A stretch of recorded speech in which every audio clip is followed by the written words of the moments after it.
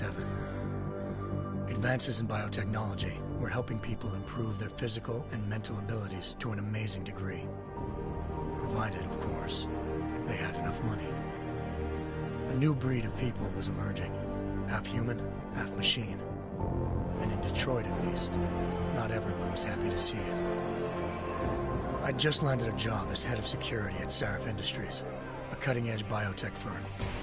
David Sarif himself handpicked me for the job, said he needed me to keep his people safe. My ex, Megan Reed, was one of them. Brilliant neuroscientist, Megan had found a way to make augmentation safe and affordable for everyone. All she had to do was present her research to Congress. But the night before her big meeting, my security measures failed. A team of Black Op mercenaries stormed into Sarif headquarters, massacring everyone in sight.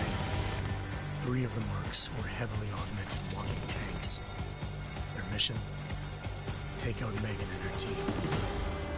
I tried to stop them, but their leader tossed me through a plate glass wall. Last thing I heard as his bullets slammed into my brain was Megan's dying scream. I should have died with her. Only I didn't. High-end military-grade enhancements saved my life. The best augmentation Sarif's money could buy. It took me half a year to get a feel for her. Should have taken longer. But 6 months into my recovery, Sarif Industries was attacked again. This time, by a radical group of pro-human purists. Violent, militant, and fanatically opposed to human augmentation. They claimed to be members of Humanity Front, a non-profit organization that wanted the UN to limit biotechnology research. The thugs broke into Sarif's factory and found machinists working overtime on a top-secret military augment called the Typhoon. Sarif sent me to retrieve it, and when I did, I found one of the so-called purists next to it, wired with cerebral implants, trying to download its classified specs. Obviously, something more was going on. The AUG killed himself before I could question him. Sarif ordered me to dig deeper, so with the help of Frank Pritchard, Sarif's head of cybersecurity, I did. Turns out a second hacker had been controlling the AUG's actions from somewhere off-site. Pritchard and I tracked his signal to a secret FEMA internment camp in Detroit. The Black Op mercenaries were there.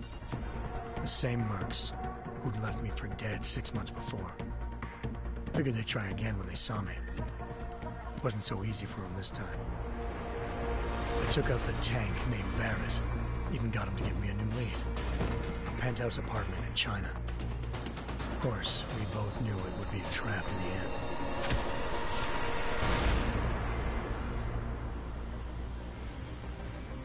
Hengsha Island, China. Home to a city so crowded, they had to build a second city on top of it. Trying to find clues in Hengsha wouldn't be easy. Lucky for me, I wasn't alone.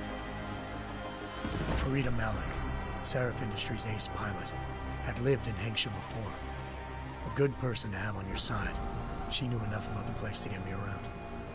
Malik dropped me in the lower city, close to the penthouse Barrett had told me about. Bell Tower Associates, a private security firm under contract to the Chinese government, had agents tossing the suite when I arrived. Just not for the reason I'd been expecting.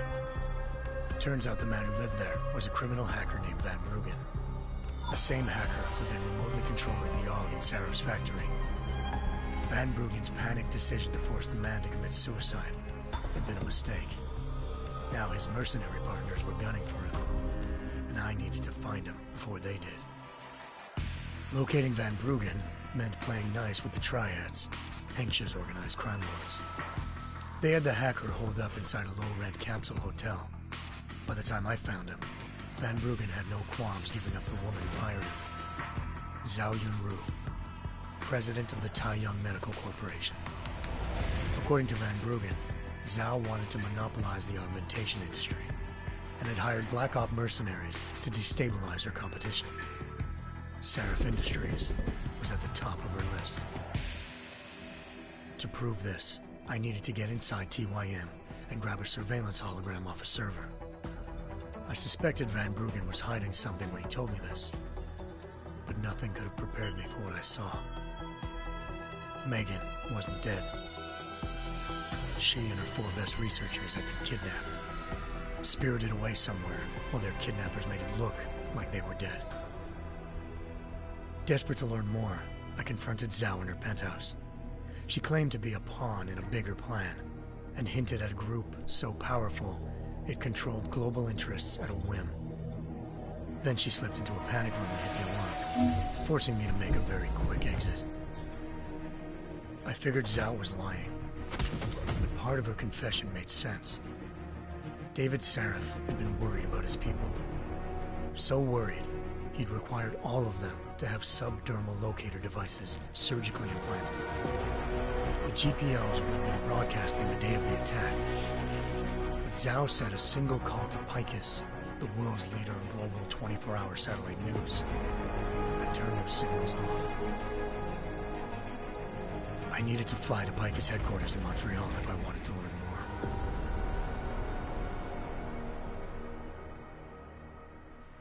Eliza Cassan, Picus Communications' First Lady of News. Malik thought I was reaching when I told her Eliza was involved in this. The world's most famous news anchor, working with a mercenary hit squad. But when I confronted Cassan in her office, she freely admitted to jamming Detroit's satellites the night Megan's team had been taken.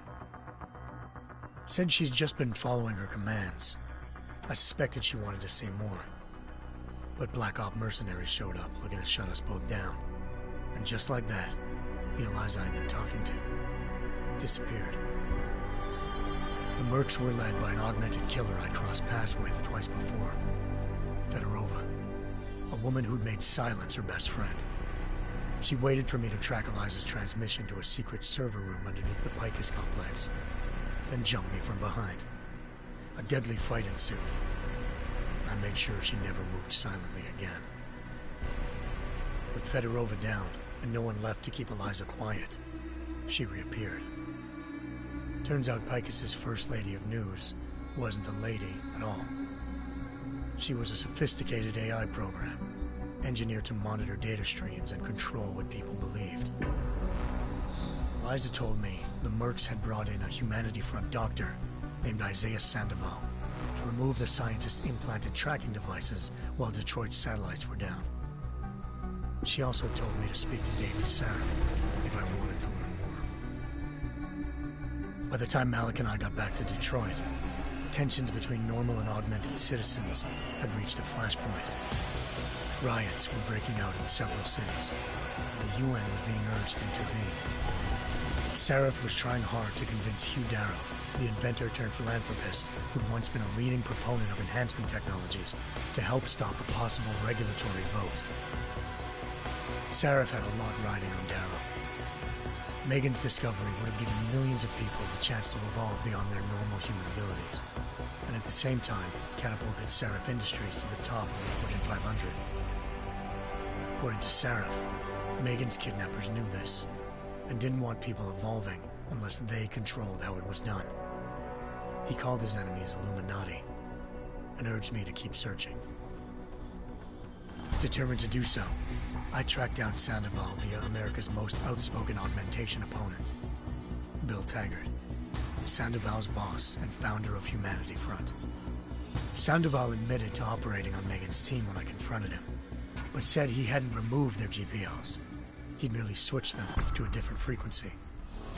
Pritchard was able to trace one of the signals to China. Malik and I immediately took off in pursuit.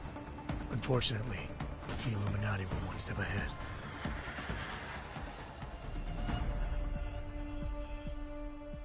Ambushed. Shot out of the sky by Bell Tower Associates, seconds after entering Hengsha's airspace. Malik's piloting skills saved me. After a tense and bitter struggle, I escaped into Lower Hengsha. The tracking signal I was following led straight to the Triads, or more specifically, to the augmented arm of Tong Si-hung, leader of a gang of augmentation harvesters. Tong said they'd taken the arm off a corpse, which Bell Tower had left at their door, meaning at least one of Sarif's scientists was dead. Maybe not the rest of them, though. Tong pointed me to a port used for human trafficking and helped me slip aboard a bell tower ship. It was sailing to Rifleman Bank Station, a military base in the South China Sea. Bell Tower was holding kidnapped civilians as prisoners there, and using them to perfect the Chiron Project, a human-computer interface that left most of its test subjects dead. My search for Megan would have ended then, if not for a mysterious ally named Quinn. In exchange for my help exposing Bell Tower, he slipped me aboard a second ship headed to Singapore, and an Illuminati-run biotech facility called Omega Ranch.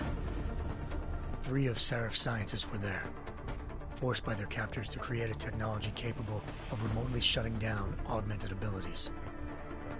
Thanks to an emergency recall notice issued by the World Health Organization, millions of people all over the world already had the biochip installed. With the help of the scientists, I tracked Megan to a private section of the ranch.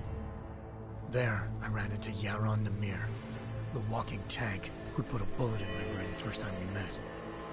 He'd teamed up with Zhao and was hoping to catch me off guard. But their little ambush didn't work. I found Megan in a suite belonging to Hugh Darrow, the billionaire philanthropist who'd Sarif had called on for help. Darrow had convinced her to go along with the biochip plan by promising to sabotage the tech. As she was explaining this, Darrow appeared in a global broadcast, telling the world that augmentations would be the death of mankind. Then he activated the biochips to prove his point. All over the world, augmented people flew into a killing frenzy. Darrow had betrayed everyone, and it was up to me to set things right. To do it, I had to reach Panchaea, a massive installation in the Arctic Ocean. As I raced through corridors built by an all-augmented workforce, I saw death and destruction firsthand. By the time I shut down Darrow's broadcast, I knew the damage he'd done. Still, humanity's future remained unclear. How would the world react to this sabotage? Would people ever regain their faith in augmentations again? What would be the Illuminati's next move? Only time will give us the answers.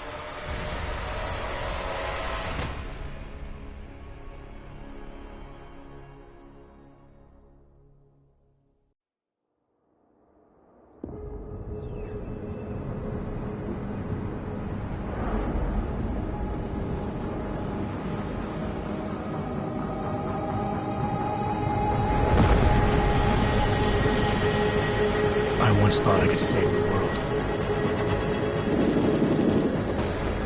Now look at it.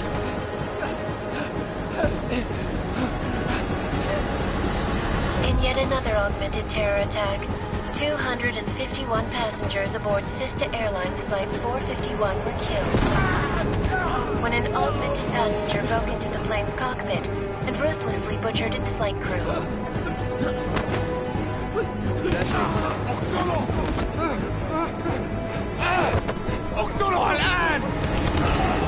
Details recovered from the black box recorder suggest that the man may have been suffering flashbacks to the Aug incident. That horrible day 2 years ago when augmented people all over the world flew into a psychotic killing spree, causing the greatest loss of life in recent history. Sometimes, you just have to let go and embrace what you've become. Not gonna go all wonky on us now, Hansa, are you? Well, if I do, MacReady, I guarantee you'll never see it coming.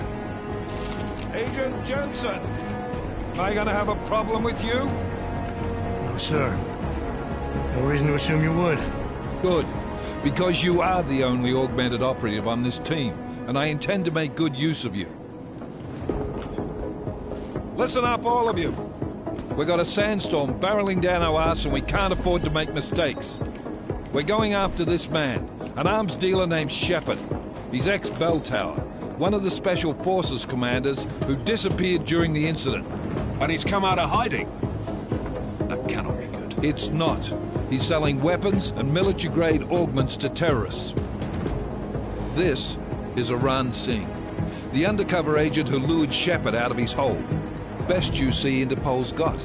For 3 years he's worked hard to get in tight with the Jinn, an Iraqi smuggling cartel that's infected the Eastern Hemisphere like a plague. Last week, our arms dealer sent a message to the Jinn, offering to sell them a shitload of black market merchandise dirt cheap. They told Singh to handle a buy. They're not gonna like it when Interpol disrupts their party. Singh's cover really that good? It is right now. We need to keep it that way. This is where the deal's going down. A half-finished high-rise hotel that's been abandoned ever since the incident. It's not a pretty picture inside. Let me guess. Most of the laborers were augmented with heavy-duty industrial rigs. So when the incident hit, and they all went schizo, things got gruesome real fast. And no one, except for some homeless junkies, have been inside the place ever since. So what's the plan, Director? Singh's meeting Shepard on the ground floor, inside the hotel's main atrium. He sent the bulk of his Jinn crew to the penthouse levels to secure a vantage point. I want McCready's team to take up positions overlooking the atrium and make the arrest. Jensen, you're going in solo from the roof. My objectives? Keep the Jinn from joining the party. As far as we can tell, only one route connects the atrium to the penthouse level, a halfway decent elevator shaft. Here. I want you to block access to it. Fine. Just cut me loose. Do you plan on relying solely on your augments for this one? I'd recommend taking a little hardware, just to be sure.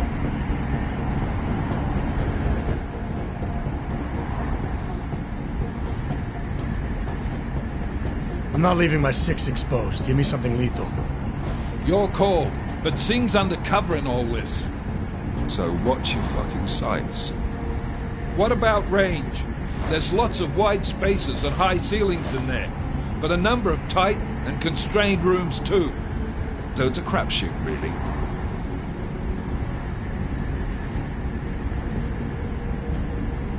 Never was one to play the odds. Give me something I can use up close. You got it. One last thing, Jensen. Singh said the Jinn are using some sort of portable Wi-Fi device to boost communications. He's got a better chance of maintaining cover if you disable it. I'll keep an eye out for it. But aren't we on the clock here? You said there's a sandstorm moving in. There is, and we got the intel on this mission at the very last minute, so we're scrambling a little.